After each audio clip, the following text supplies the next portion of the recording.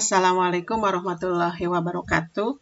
Kita berjumpa kembali dalam video kali ini. Kita akan bahas tentang soal UTBK tahun 2019, yaitu menentukan delta H dengan menggunakan tahapan reaksi kimia.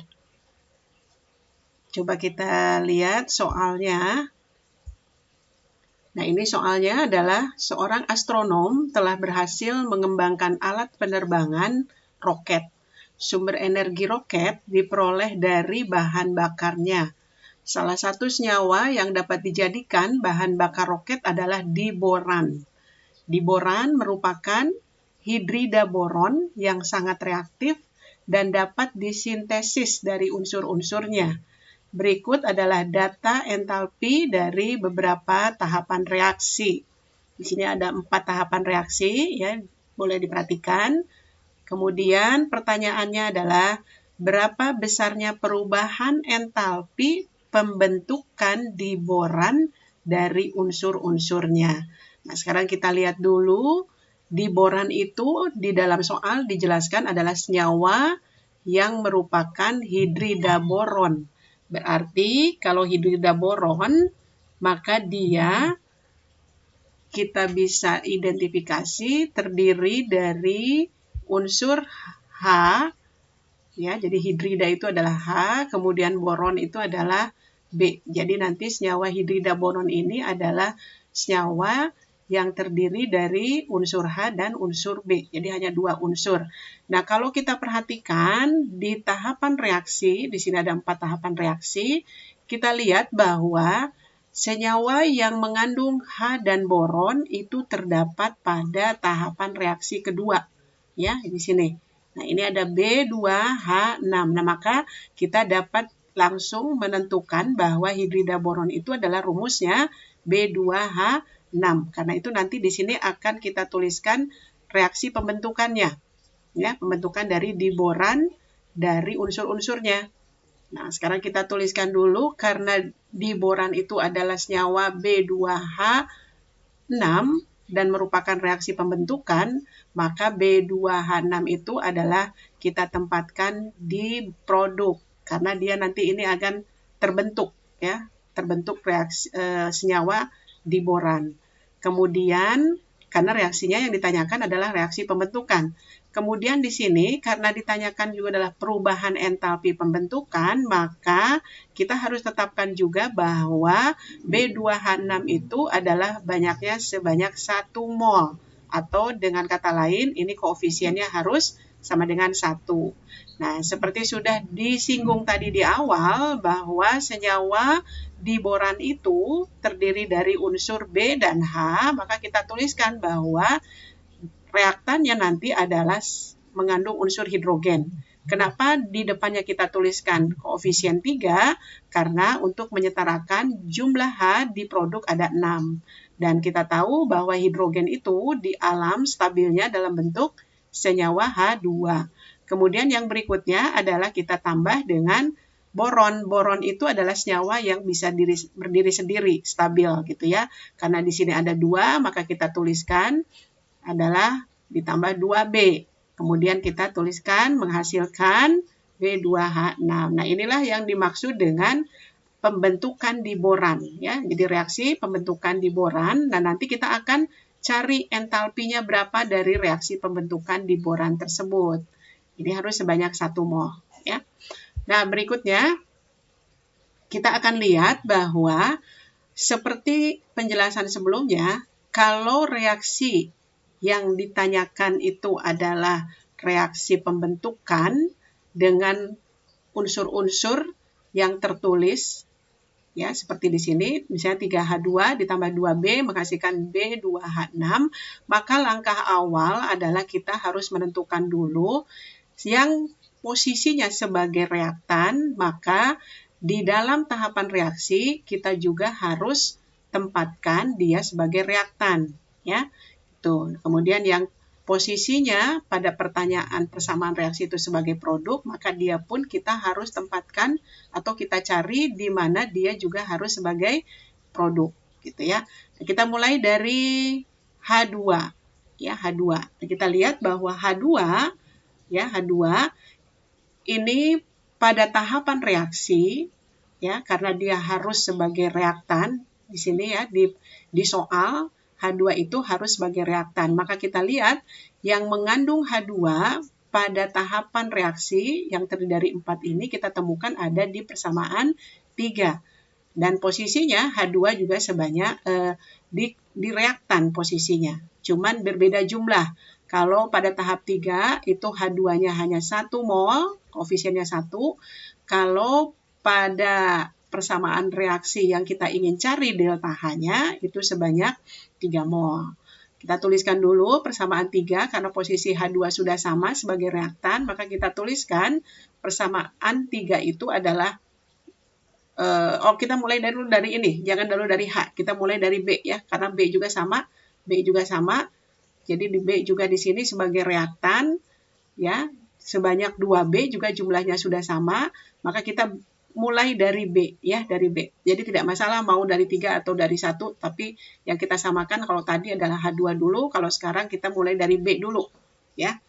Jadi kita tuliskan persamaan 1 itu tetap. Jadi kita tulis ulang saja. Tahap 1 itu kita tulis ulang menjadi 2B ditambah 3/2O2 menghasilkan B2O3.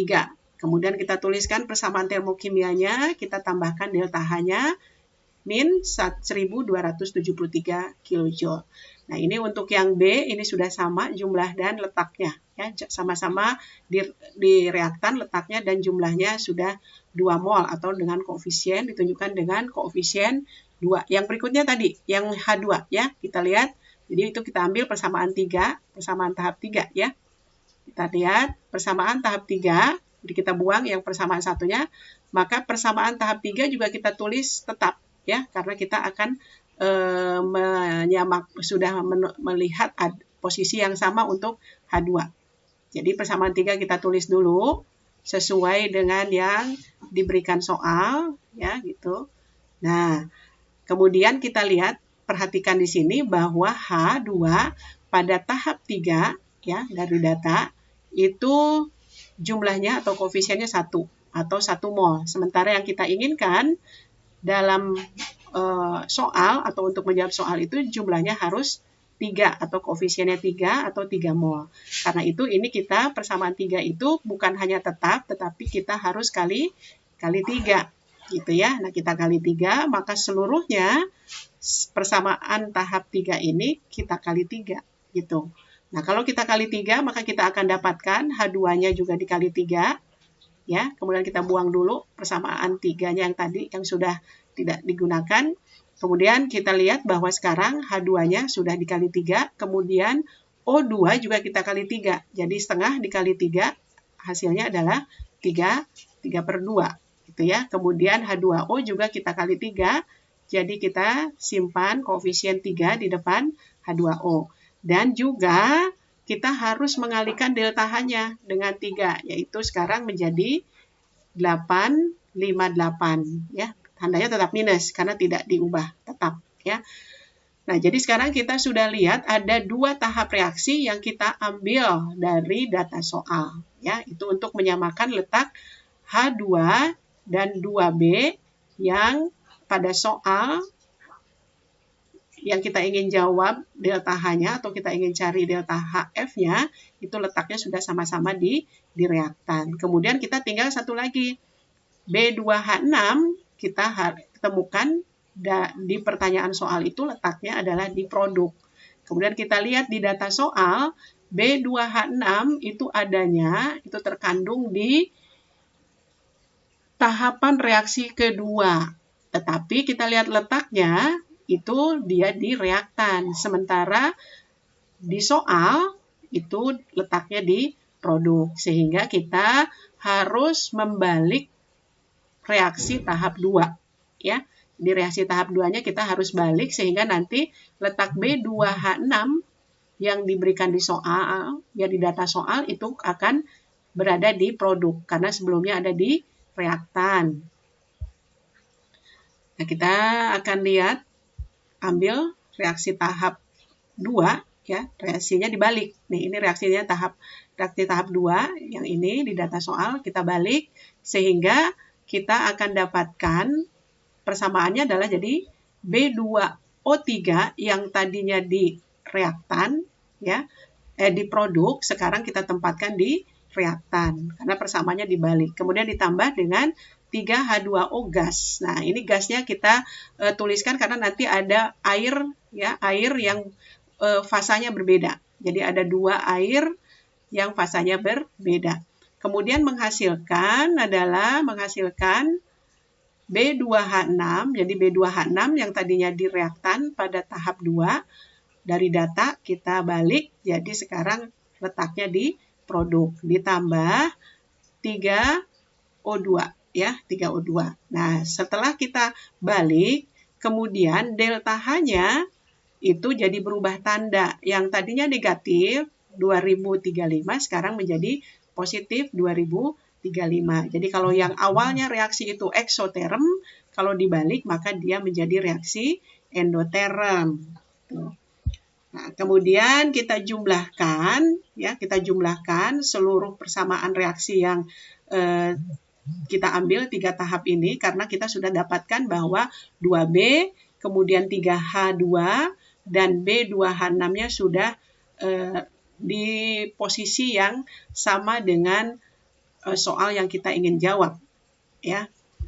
Nah, kemudian kita akan lihat di sini bahwa B2H6-nya juga sama, sudah di produk. Kemudian yang berikutnya H2 juga sudah di reaktan, ya. Kemudian B2B juga sama, sudah di reaktan. Sehingga kita akan buang, ya, senyawa-senyawa yang tidak diperlukan dalam soal, ya.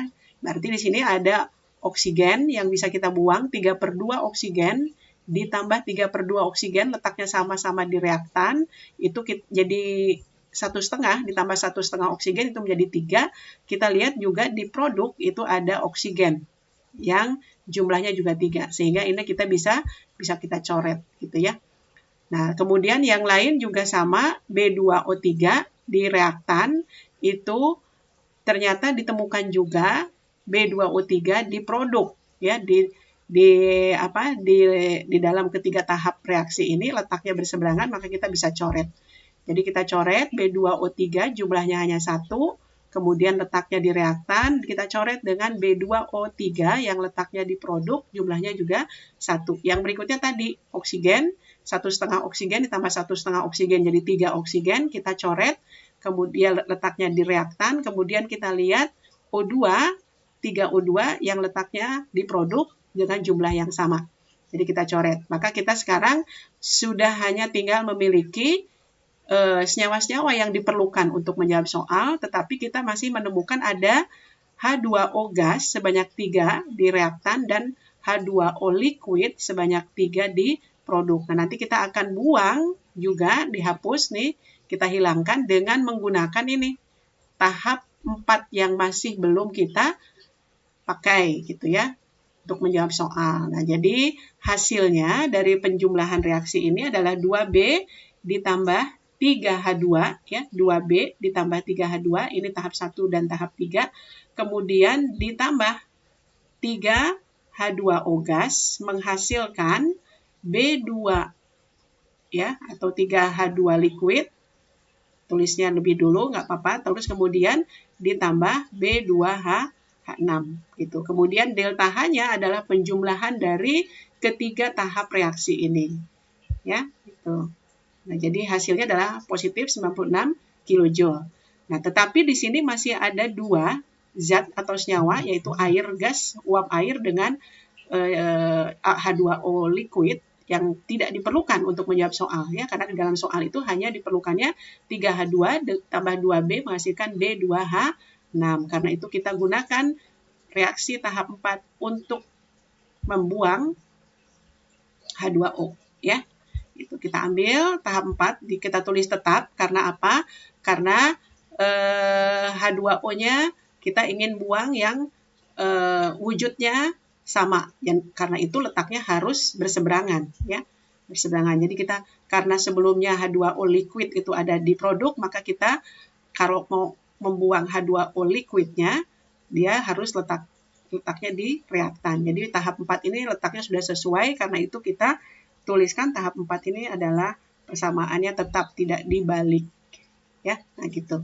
Dari sini kita lihat bahwa delta H-nya adalah min 440 kJ karena tidak diubah ya. Jadi tetap begitu. Kemudian kita harus kali 3. Kenapa? Karena pada tahap 3 jumlahnya hanya 1. Sementara di persamaan reaksi penjumlahan itu jumlahnya ada 3 atau besarnya ada 3. Jadi kita kali 3, maka seluruhnya kita kali 3 ya. Kita kali 3, H2O-nya kita kali 3 dulu untuk liquid, kemudian untuk gas juga kita kali 3, dan tidak hanya itu, delta H-nya juga kita kali 3. Sehingga kita dapatkan delta H-nya adalah 1320 kJ. Nah, sekarang kita sudah bisa coret zat-zat yang tidak diperlukan dalam menjawab soal. Karena kita hanya memerlukan zat-zat ini saja, 2B, 3H2, kemudian B2H6. Maka itu kita akan hapuskan atau kita coret H2O, 3H2O gas dengan 3H2O gas dan letaknya harus berseberangan ya. Dan ini kita temukan satu di reaktan, satu di produk. Begitu juga untuk liquid. Karena letaknya berseberangan dan jumlahnya juga sama, maka dia bisa dicoret. Sehingga hasil akhir kita dapatkan adalah ya, jumlahnya adalah 2B ditambah 3H2 menghasilkan B2H6. Nah, kalau kita cocokkan dengan pertanyaan soal, ini persamaannya sudah tepat. Maka kita dapatkan delta H0F-nya dari perhitungan adalah jumlah dari kedua tahap reaksi terakhir ini. Ya, kita jumlahkan sehingga hasilnya adalah min 1224 kJ. Ini adalah delta H pembentukan di boran gitu ya.